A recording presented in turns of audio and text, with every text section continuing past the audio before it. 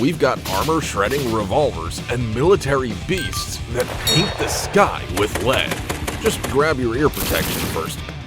Take John Browning's legendary 50 BMG cartridge, designed in 1918 to shoot down planes and pierce tank holes, and ask the dumbest possible question. What if we put it in a pistol?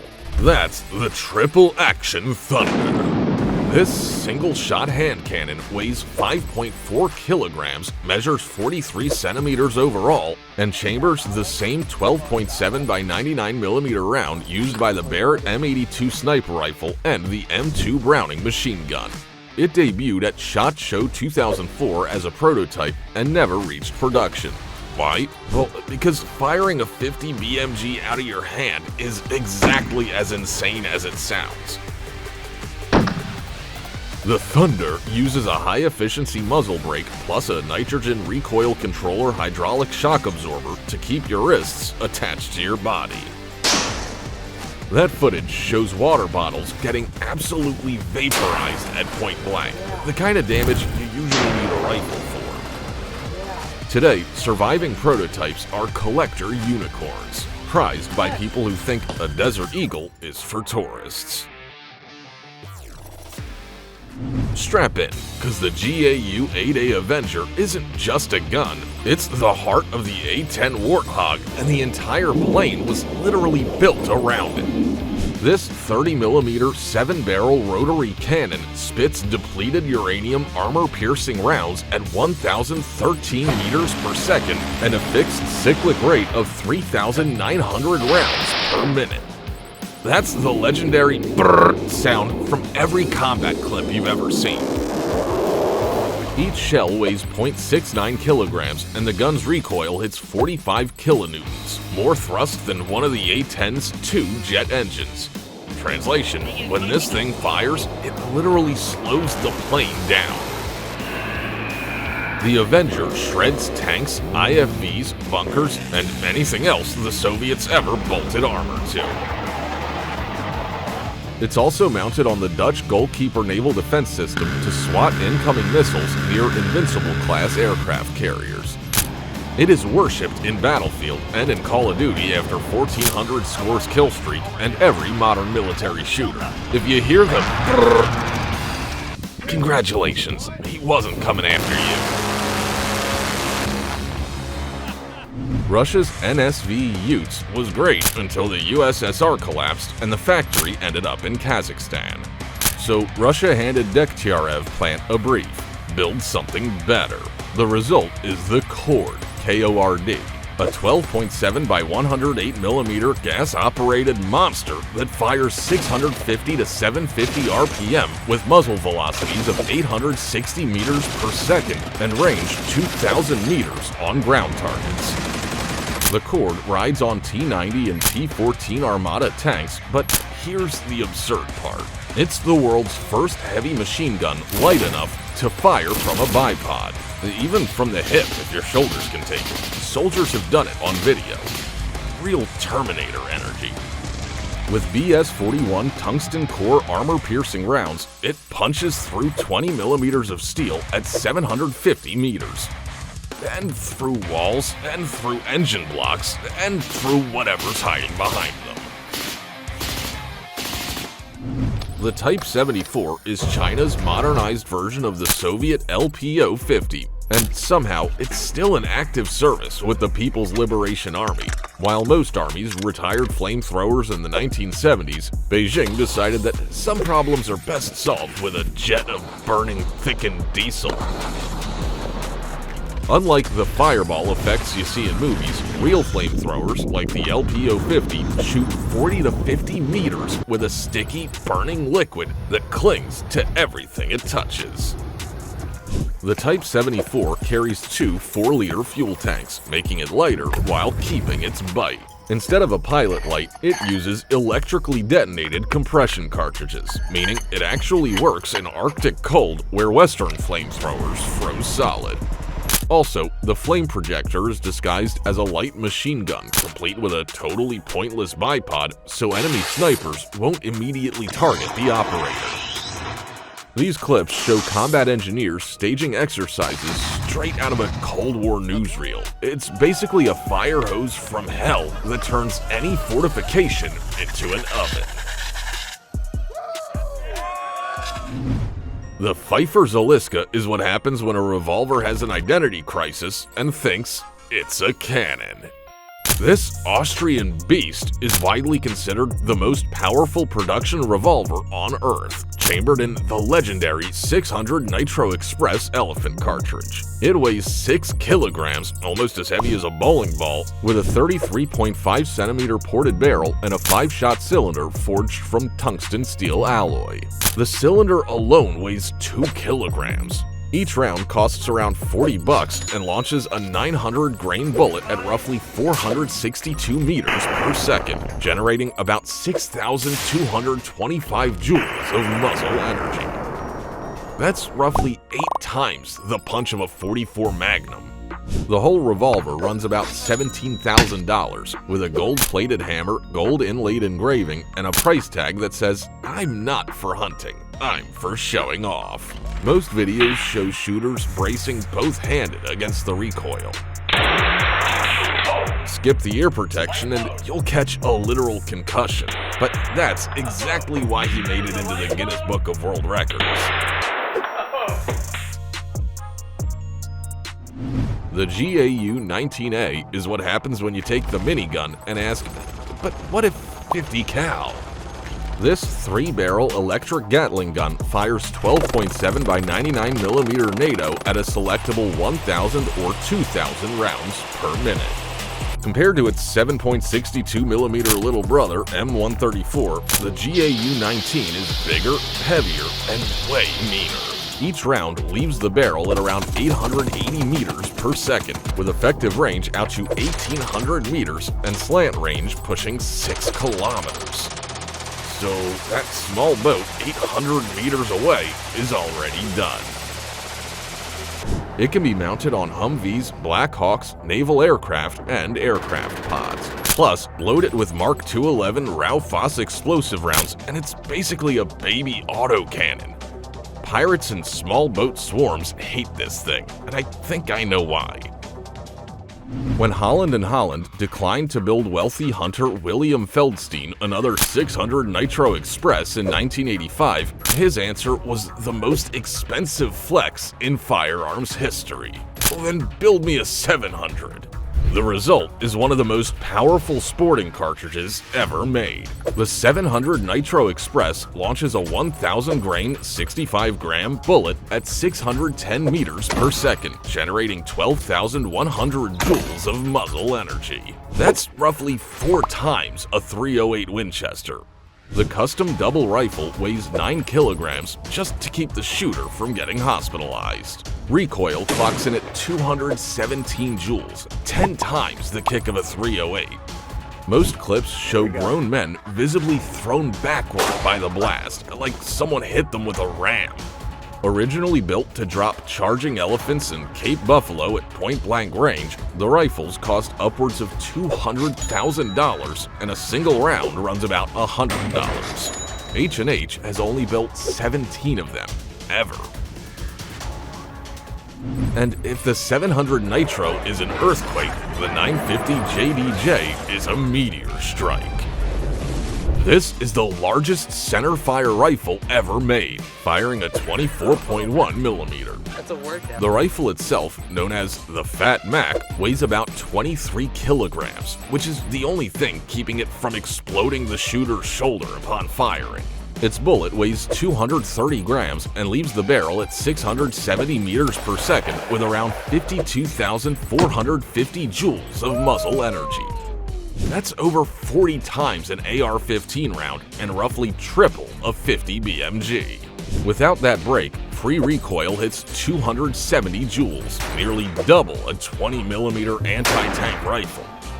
Only 3 of these rifles were ever built, and with ammo no longer in production, each shot is like firing a piece of jewelry downrange.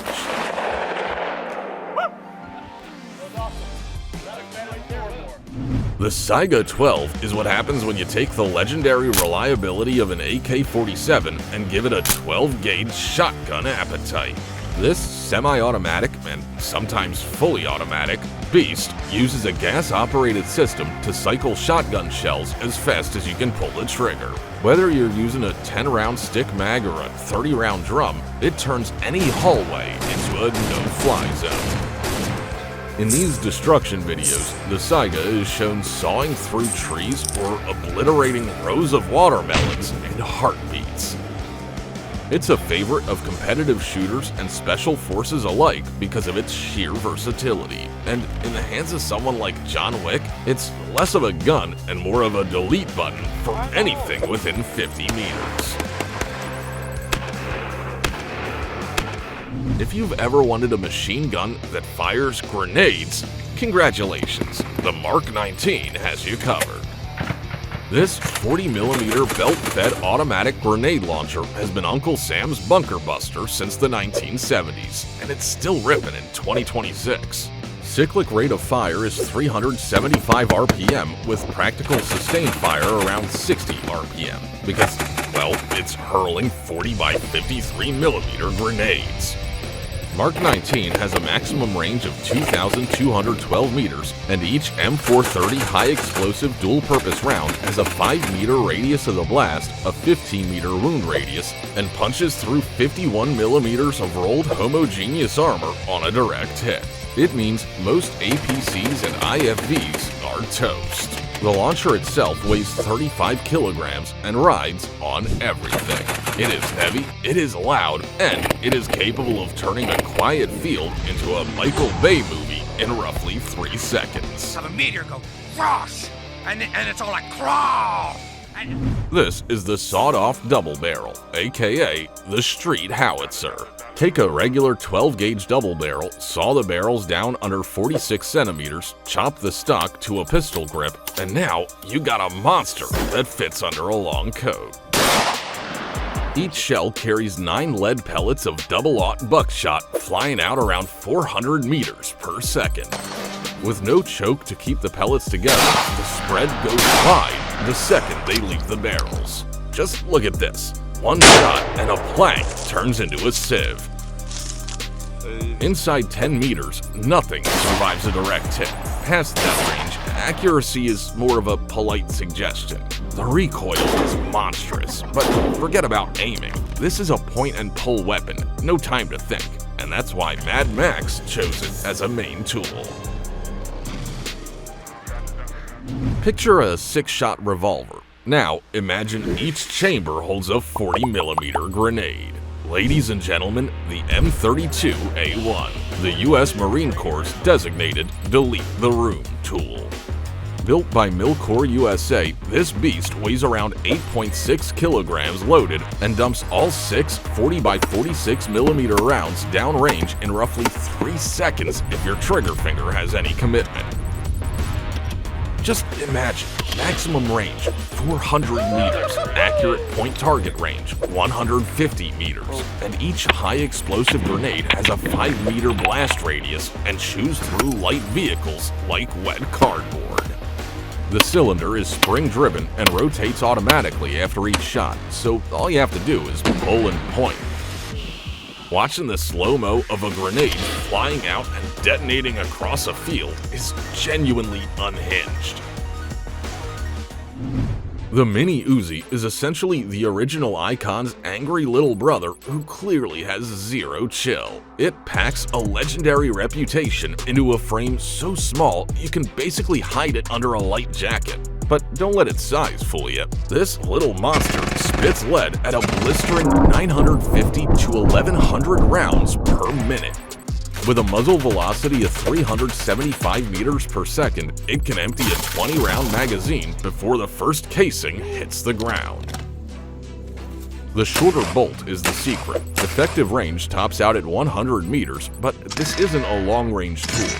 It has appeared in everything from The Matrix to Terminator, usually held by a guy who doesn't plan on missing at close range. It is the perfect choice for bodyguards or anyone who needs to turn a small room into a lead-filled blender in under 2 seconds. Here's a question almost nobody asked. What if you took a revolver and chambered it for shotgun shells? The Turks at Sulin Arms answered anyway. The SR-410 is a 5-shot double-action 410-gauge revolver shotgun engineered specifically for the Canadian market because Canadian gun laws have, let's call them, creative loopholes. It has a 2.05 kilogram weight, 250 millimeter barrel with a 70-75 alloy receiver. The cylinder swallows 5 shells of 2 3/4 or 3-inch 410 ammunition. And before anyone scoffs at 410 being one of the smallest shotgun gauges, the 410 slug actually packs nearly double the muzzle energy of a .357 Magnum. So the gauge is not a weakness, it's a violation of the law in disguise. Today, it's one of the strangest hybrid firearms in production, and it's still completely non-restricted in Canada. Allied soldiers already hated the MG42 so much they nicknamed it Hitler's buzzsaw. So German engineers took one, upgraded it to NATO standards, and called it the MG3. Nothing important changed, meaning the rate of fire still hits up to 1,200 rounds per minute. For comparison, most machine guns max out around 600, and the MG3 doubles that. Its 7.62 by 51mm NATO rounds exit at 820 meters per second, creating a continuous stream that sounds less like gunfire and more like a very angry zipper. Effective range reaches 1,200 meters on a tripod, but the firing crew need to wear asbestos gloves for barrel charges, because at this rate of fire, the barrel overheats every 150 rounds. Over 50 countries have deployed this gun across more than 6 decades. PUBG players know it as a care package weapon. Frontline soldiers know it as something you absolutely do not want trained in your direction, and both groups are correct. If you've ever seen Top Gun or any movie with a fighter jet doing a strafing run, you've already seen the M61 Vulcan in action. This 20mm 6-barrel rotary cannon has been the standard gun bolted into pretty much every major American fighter since 1959. From the F-14 Tomcat all the way to the F-22 Raptor and the F-35. General Electric started designing this beast back in 1946 under the appropriately metal name Project Vulcan.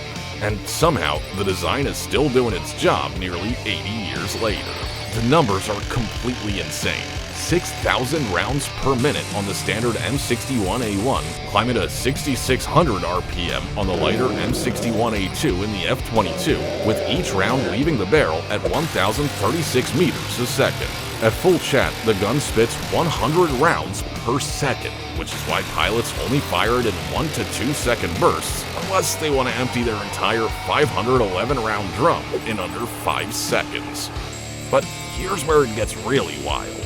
The Vulcan didn't stay in the sky. The US Navy strapped it onto warships and even tanks.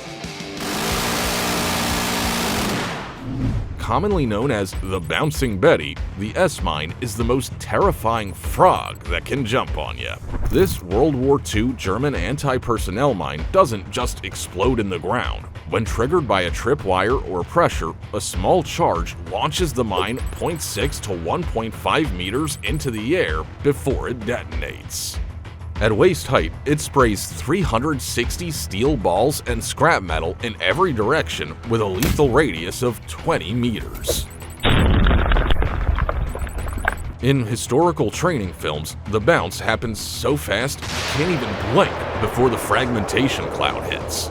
It was a psychological nightmare for Allied soldiers, earning a grisly reputation in films. It's a weapon designed not just to kill, but to maim and terrify everyone within a 100-meter radius. One wrong step and the ground literally jumps up to bite you. So, if the world was ending tomorrow and you could only pick one of these beasts to keep you safe, Which one are you grabbing? I'm gonna have to go with anything attached to a plane. A plane sounds good to have in those circumstances. Drop your choice in the comments below. Thanks for watching, and we'll see you in the next one.